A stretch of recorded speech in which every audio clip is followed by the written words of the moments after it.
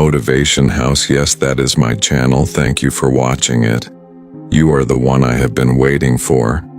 And you are right to be on my channel. Look, listen, don't judge from my video, but listen to the motivation that I give to you. Are you confused?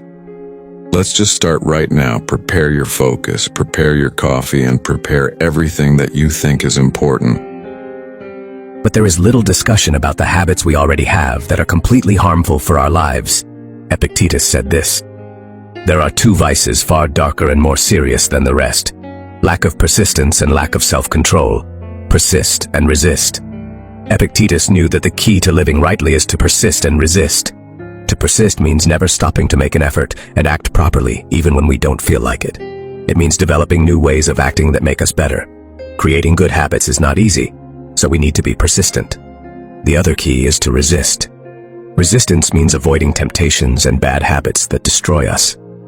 In this video, I will talk about 6 habits that we all have in our daily lives that we should avoid if we want to live fully and happily. Before we start, I would be immensely grateful if you leave a like on this video, as it helps me spread this philosophy to more people. If you don't want to miss any videos, subscribe and activate the channel's notification bell. First, stop wasting your time. I have this to say: we complain that our days are few, but we act as if they were endless. Seneca thought a lot about the duration of life and came to the conclusion that many of us do not truly live. We simply exist. We waste our time doing things that bring us nothing and postpone what we have to do. When we are lazy, we act as if we will live forever and do not realize that time is the most precious thing we have. Nothing guarantees that you will be alive tomorrow, or that you will be in a position to do what you desire. In the words of Marcus Aurelius, you could stop living right now. Let this thought determine what you do, say, and think.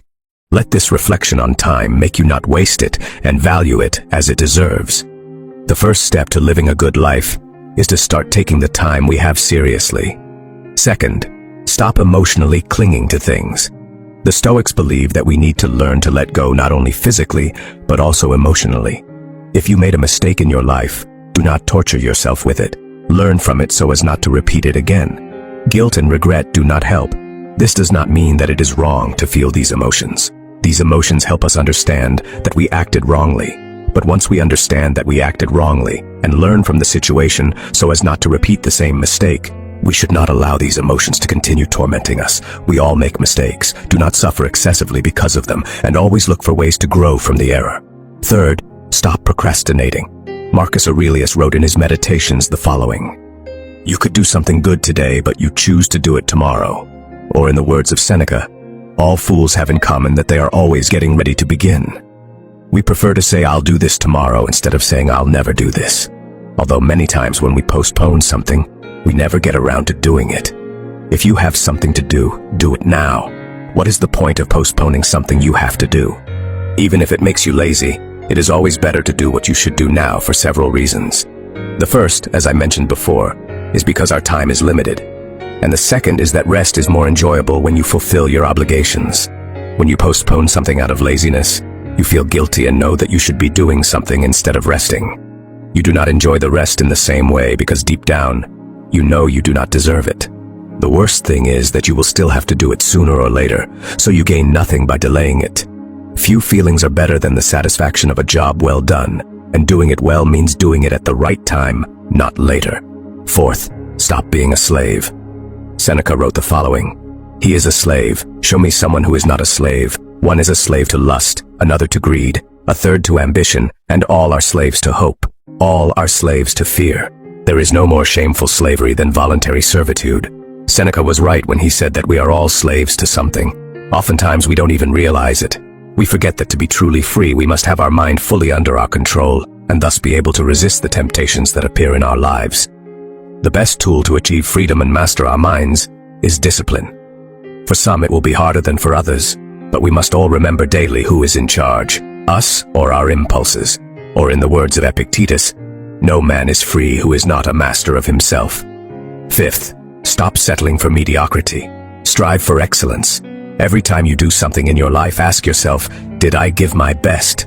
If you look back on your life, you will realize that in many situations, you did not give your best.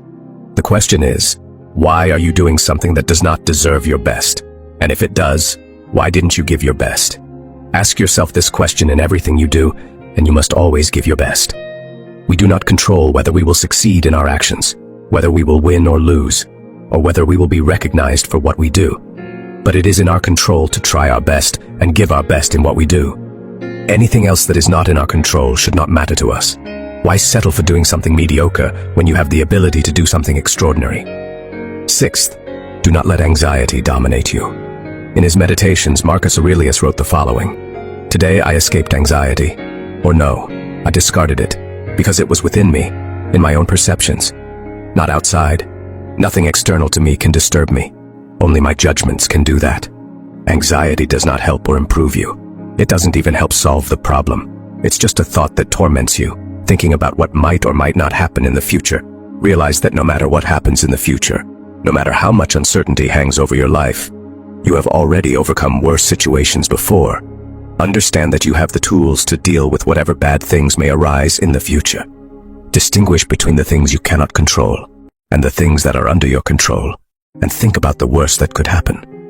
In many cases, you will realize that the situation is less severe than you thought. Do you have any habits in your life that you want to eliminate? I hope to receive your comments. I hope this video helps you get rid of habits that we all have in our daily lives and that do not serve us well. Eliminating these habits and incorporating new ones into your life, as I explain on this channel, is the path to lead a tranquil, happy, and purposeful life.